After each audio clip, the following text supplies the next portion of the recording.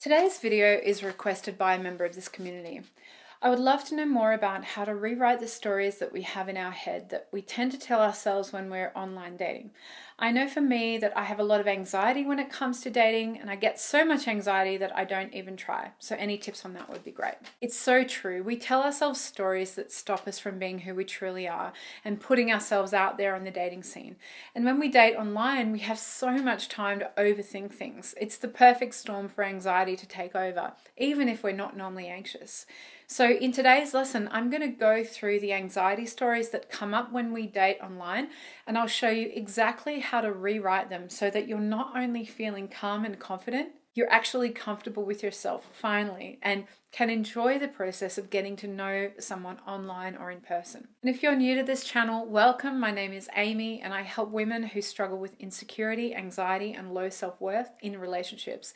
And I teach them to heal their past and connect to their true, authentic selves so they can create the healthy, secure, and loving relationship they desire. And if you want more content on this topic, please subscribe to this channel, hit the notification bell so you get notified when I post new lessons twice a week.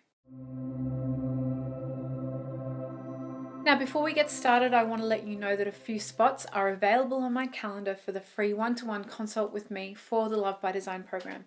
Make sure you stick around till the very end of the video for the announcement on how to sign up for that. Now, dating anxiety is really common, and when we're dating online, we have a lot of time to overthink and overanalyze messages and profiles. We can really get stuck in our head.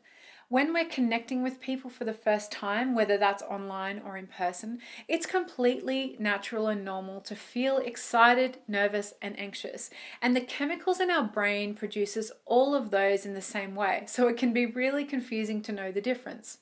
So when is anxiety more than just regular nerves and jitters? At the point at which it affects you from being who you usually are around friends or people that know you, or it stops you from picking up on the red flags or potential ways you're not compatible with this person, or it stops you from dating at all and putting yourself out there. Now, I'd say that most people don't truly feel themselves when they're dating. It takes a level of deep confidence to be completely unaffected by the outcome of dating someone, particularly if you've had a few days with them and you really like them. We're pretty programmed as human beings to put our best foot forward when we're with someone we like and try and impress them. And again, this is a really genuine motivation and outlook to have when you're dating. There's nothing wrong with wanting to be the best version of yourself. But some of us go too far when we say or do things that just aren't us. We suppress parts of who we don't like, or we ignore how we're truly feeling, and it's just not authentic. Anxiety is the most likely driving force here. So I want to show you the line is where the anxiety steps in and takes over the reins, so to speak. And we come up with these stories that stop us from being calm and confident and authentic. So there are two ways anxiety shows up to take over our personality. And if you're familiar with my channel, you know that I talk a lot about mindset. And dating anxiety shows up in the form of two types of mindsets: a perfectionist mindset and a scarcity mindset. Now, you probably don't think you've got either of these, but limiting mindsets are very sneaky and show up to sabotage us in all sorts of ways. So stick around while I break down both mindsets, and then I'll give you the tools you need to rewrite the stories and stop sabotaging your dating life with anxiety. So let's start with our perfectionist mindset. This is where our anxiety comes up as fear. Fear that we won't be good enough or pretty enough, slim enough, fun enough for them. This mindset stops us from even putting ourselves out there until we're perfect enough in the ways that our fear tells us we should be. It's very often fixated on specific things being right before we're good enough. And like any kind of anxiety, when it goes into overdrive, it feels like our whole world gets smaller and our blinders narrow in. And that's when we start to obsess about when they'll text us back. What did they mean when they said that thing? Or did they enjoy themselves? Or were they just being polite? All of these stories are versions of you not feeling good enough and creating a shame storm around it. Now, the bottom line of this mindset is the idea that your value in this potential relationship comes from something outside of you, what you have, what you're doing in the world. And look, you're going to naturally lose a lot of those things. You know, your looks are going to change. You might put on weight, you'll lose money or a job, you'll get them back. These are all normal aspects of being a person and should never change how much love you get. So if you place your value in external things, you'll always feel insecure and anxious. If you end up in a relationship with someone who reinforces those insecurities, like for example, they want you to lose weight so they feel attracted to you, you'll always be chasing this ideal of the perfect person, and your anxiety is just going to get worse. This mindset is so common, and if we're used to performing for love since we were a child, we can get trapped in it really easily. So you need to rewrite this story in two ways. Firstly, get up close and personal and start loving your flaws.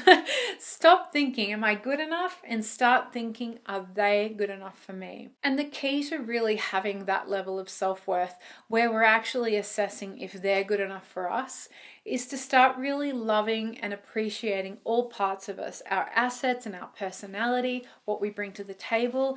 And like I said, be comfortable with our own imperfections, own them. Everyone has imperfections. There's no reason to hide them. And the minute you start to hide them, you immediately come across as less confident and more insecure. So open up, laugh at yourself and how awkward this date is, or own that story around that silly thing that happened to you the other day. Your inherent value comes from your natural energy, showing your personality and spontaneous nature. If this just isn't you and you're crippled with anxiety, start just by doing this on your own. Find ways on your own to laugh at yourself in a playful, humble way. Catch yourself in the perfectionist mindset and turn it around. Dating is awkward and kind of weird, and if you have some fun with it and laugh with it, you're going to inherently make them feel comfortable and good about it too. Secondly, we need to acknowledge that anxiety comes from fear, and on a deeper level, we're putting a lot of pressure on ourselves to feel safe with a person because dating is inherently uncomfortable. Having to put yourself out there can feel unsafe for your body. If you've had trauma or have an insecure attachment style, you're going to experience your anxiety telling you that you're in danger, like tiger in the bushes level danger. And you need to remind your body that it's safe. There's no danger and there is no pressure here on this date. And the best way to do this that I found with my clients is to date for friendship. Dating is sorting, and forming a friendship right off the bat with a person is the surest way to know you two have the raw material in your connection to create a fantastic relationship down the line. And even if you really like the guy, he kisses you on the third date, you get intimate on the fifth date, you are still friends. You're now intimate friends, but there's still no pressure here. You're really focusing on forming that friendship where you know you get along with them, you like spending time with them. And as you get to know them more and see them in different environments, this friendship piece will actually let you see who they really are. Because, hey, most of us are here for commitment, right? So you want to be committing for decades to someone you can be friends with. So there's no rush for romance or getting ahead of yourself. Just focus on the friendship first and your body will thank you. You will feel safer with them, more calm and relaxed because the pressure's off. You'll feel more yourself, which is what we want. A really great mantra for this is to repeat to yourself before you go on any date, I am safe, I am loved, I belong. And you say this to yourself, you're not imagining them telling you. You need to cultivate this internal knowing of safety, security, and belonging, no matter who you're with or where you are. Now, let me know below if this is helpful for you, and if it is, please give it a thumbs up so that more people see this video and get this helpful information. Okay, the second major mindset we can get stuck in when anxiety takes over is the scarcity mindset. This is another kind of fear, a fear that there are no good ones left. They are all taken. We usually create a story like anyone who's dating at this stage in their life is broken or someone's rejected them, so we have to settle for less, even though we ourselves are on the dating scene and we are pretty awesome, right? So we actually think we've got to accept less than what we want and deserve, and we pretzel our internal world into thinking we actually like them and they're not so bad. Or it works the opposite way, where you set your standards so high that only a certain type of person is right for you. And when you actually do find that person, you'll keep wondering if you've settled, if there's someone better out there, because the grass is always greener on the other side. Scarcity mindset is vicious, worrying that you've settled, that you're missing out, that you could have lived a life with someone else and it would have been so much better.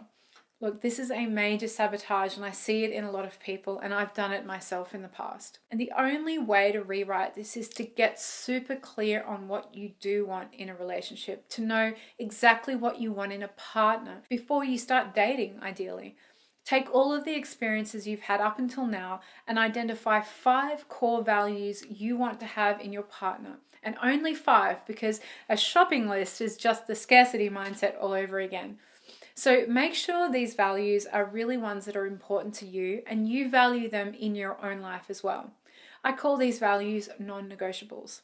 As long as my partner has these non-negotiable traits, I can accept other things I might not like about them so much, but I'm not going to get hung up on those things because these 5 values are what actually really matters to me and they have them. You see, when we're in scarcity and we pick up on all the things we don't like about our partner and then do the what if story, what if someone else would be better, we are going to be unhappy for the rest of our lives because no one is perfect. You are not perfect. And if you keep striving for the perfect partner, you'll not only spend your life chasing a fantasy, you're ignoring your own flaws and imperfections. So put yourself on the pedestal and focus on showing up as best you can, flaws and all, and get clear on those 5 values you're looking for in a partner.